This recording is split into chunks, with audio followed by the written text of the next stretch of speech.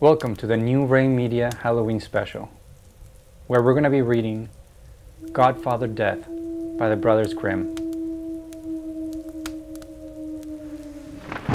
A poor man had 12 children and was forced to work night and day to give them even bread.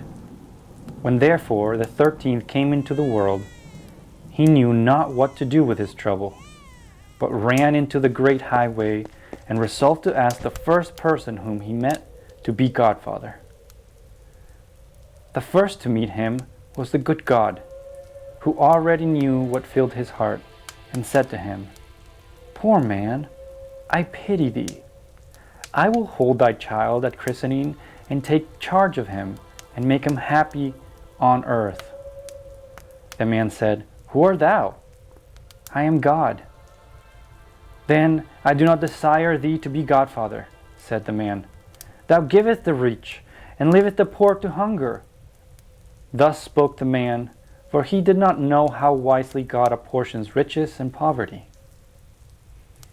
He turned therefore away from the Lord and went farther. Then the devil came to him and said, "What seekest thou?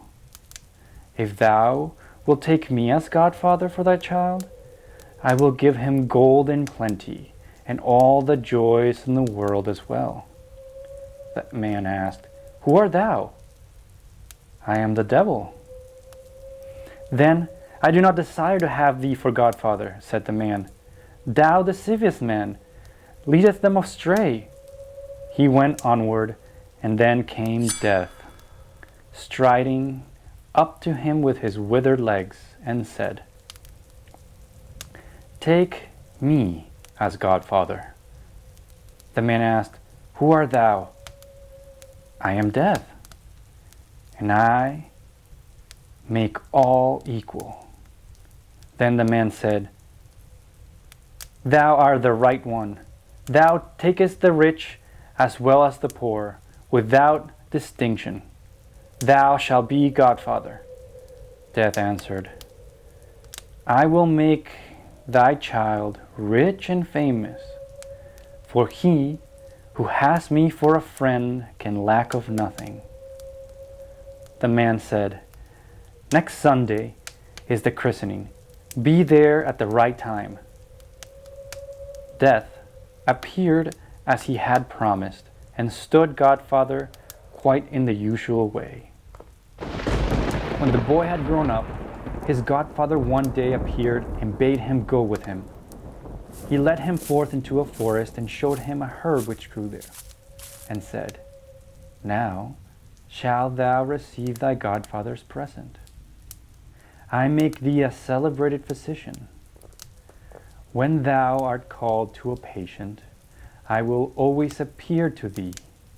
If I stand by the head of the sick man, thou mayst say with confidence that thou wilt make him well again.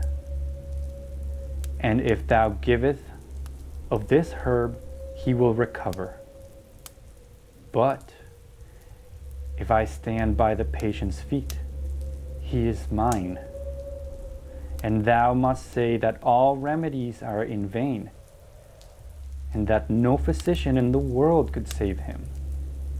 But beware of using the herb against my will, or it might fare ill for thee." It was not long before the youth was the most famous physician in the world. He had only to look at a patient, and he knew his condition at once, and if he would recover or must need die. So they said of him. And from far and wide people came to him, sent for him when they had anyone ill, gave him so much money that he soon became a rich man. Now it so befell that the king became ill, and the physician was summoned, and was to say if recovery were possible. But when he came to the bed, death was standing by the feet of the sick man, and the herb did not grow which could save him. "If I could but cheat death for once," thought the physician, He is sure to take it ill if I do, but as I am his godson, he will shut one eye. I will risk it." He therefore took up the sick man and laid him the other way, so that now death was standing by his head. Then he gave the king some of the herb, and he recovered and grew healthy again. But death came to the physician, looking very black and angry, threatened with his finger, and said, "Thou hast overreached me. This time I will pardon it, as thou art my godson. But if thou venturest it again, it will cost thee thy neck, for I will take thee thyself away with me." Soon afterward, the king's daughter fell into severe illness. She was his only child, and he wept day and night so that he began to lose sight of his eyes. And he caused it to be made known that whoever rescued her from death should be her husband and inherit the crown. When the physician came to the sick girl's bed, he saw death by her feet. He ought to have remembered the warnings given by his godfather, but he was so infatuated by the great beauty that the king's daughter and the happiness of becoming her husband, that he flung all thought into the winds. He did not see death was casting an angry glance, that he was raising his hand in the air and threatening him with his withered fist. He raised up the sick girl and placed her head where her feet had lain. Then he gave her the herb, and instantly her cheeks flushed red, and life stirred afresh in her. When Death saw that for the second time he was defrauded of his own property, he walked up to the physician with long strides and said, "All is over with thee, and now the lot falls on thee," and seized him so firmly with his ice-cold hand that he could not resist, and led him into the cave below the earth. There he saw how thousands and thousands of candles were burning in countless rows, some large, others half-sized, others small. Every instant some were extinguished, and others again burnt up, so that the flames seemed to leap hither and thither. "See," said Death, "these are the lights of man's lives. The large ones belong to children, the half-sized ones to married people in their prime.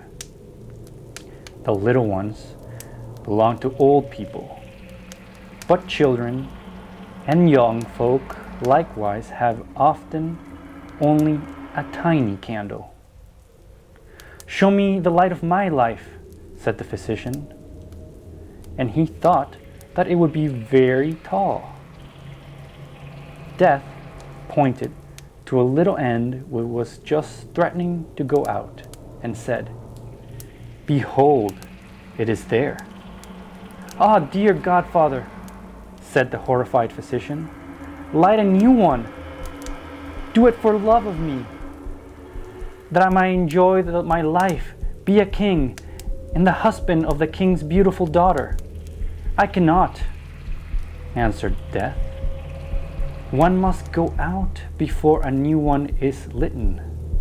"Then place the old one on a new one, that it will go on burning once the old one has come to an end," pleaded the physician. Death behaved as if he were going to fulfill his wish, and took a hold of a tall new candle. But as he desired to revenge himself, he purposely made a mistake in fixing it, and the little piece fell down and was extinguished. Immediately, the physician fell to the ground, and now himself was in the hands of death.